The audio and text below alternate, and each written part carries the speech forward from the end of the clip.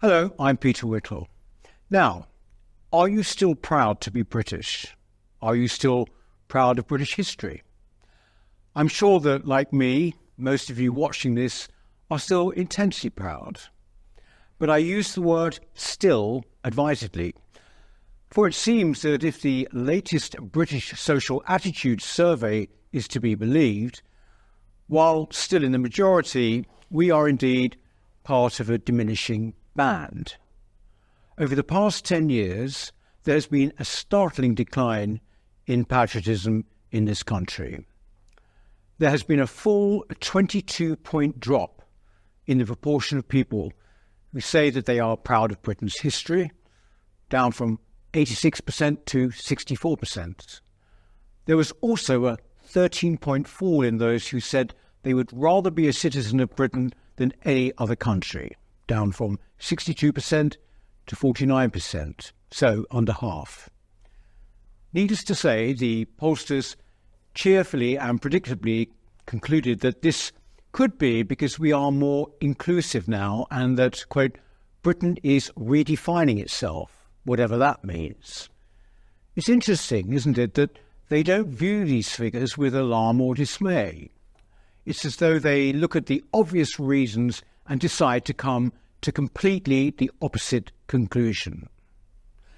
For the fact is, the past decade has seen an unprecedented and relentless assault on all aspects of British culture, its history, its achievements, its very sense of itself. This has come from all of our institutions, from our schools to museums, from universities to heritage organisations. It has been systematic and incessant. All this survey shows is quite how successful this attack has been. A generation has grown up hearing nothing but bad things about this country. All they know about Britain is that it is systemically racist, that its history is one long litany of evil, that all its remarkable achievements were built on slavery, of which, of course, it was the sole practitioner. The fact that Britain abolished slavery is ignored. Even the marvels of the Industrial Revolution in building the modern world have been recast to make us uniquely responsible for damaging the environment. Now, the elite's distaste for its own country has been a factor in our politics for decades. I have always thought its importance has been hugely underestimated. One of the very first New Culture Forum publications was called A Sorry State, which looked at the effect that self-loathing had on all aspects of our society. I went on myself to write a book called Being British, and have always argued that conservatives have failed to even understand the issue, let alone take it seriously. However, what we've experienced, especially over the past 5 years, is of a new intensity. Now, I've noticed a trend recently of hitherto ordinary patriotic people turning against Britain. There's also increasing social media discussion of how and when it might be the right time to up sticks and leave the country. Now, I understand the reasons for this. It's almost like being in an abusive relationship.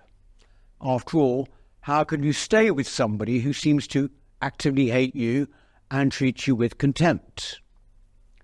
To which I would say, hate your government, but not your country. Despise your institutions, but not your country.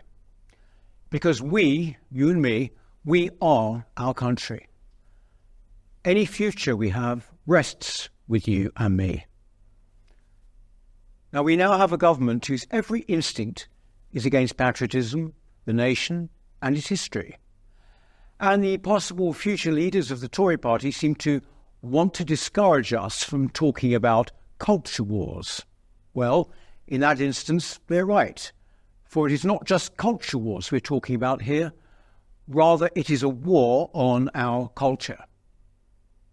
And we must stay and fight. A while ago, I filmed a list of great achievements, creations, and people that Britain has given the world. Here it is again. Please share it far and wide, because it would invigorate the faint-hearted and come as new to so many of the young. Thank you. Parliamentary democracy. The world's first industrial revolution. Charles Darwin and the concept of evolution. William Shakespeare. Isaac Newton and the laws of gravity. The World Wide Web is invented by Tim Berners-Lee. English, the global language. The concept of common law. The King James Bible. The scientific method as developed by Sir Francis Bacon. Sir Francis Drake. Joseph Lister. Alexander Fleming and penicillin. The Wealth of Nations by Adam Smith. Charlie Chaplin. Turner. Cartwright and the invention of power looms. The mass production of steel. Elizabeth I, the Virgin Queen. Football, cricket, rugby, golf, almost all organised sport. The Lord of the Rings by J.R.R. Tolkien. William Harvey and the human circulation system. James Bond, the invention of Ian Fleming. Frank Whittle and the jet engine. Peter Pan by J.M. Barrie. The smallpox vaccination by Edward Jenner. The steam engine. John Milton's Paradise Lost. The cat scanner.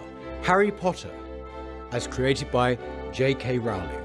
The structure of DNA, as discovered by Francis Crick and James Watson.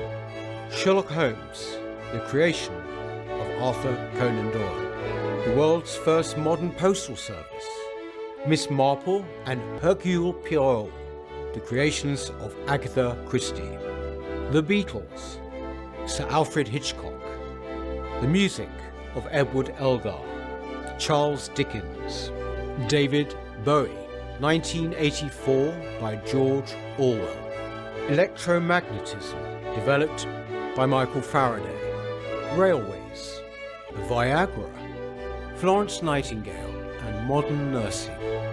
The abolition of the slave trade, and Sir Winston Churchill.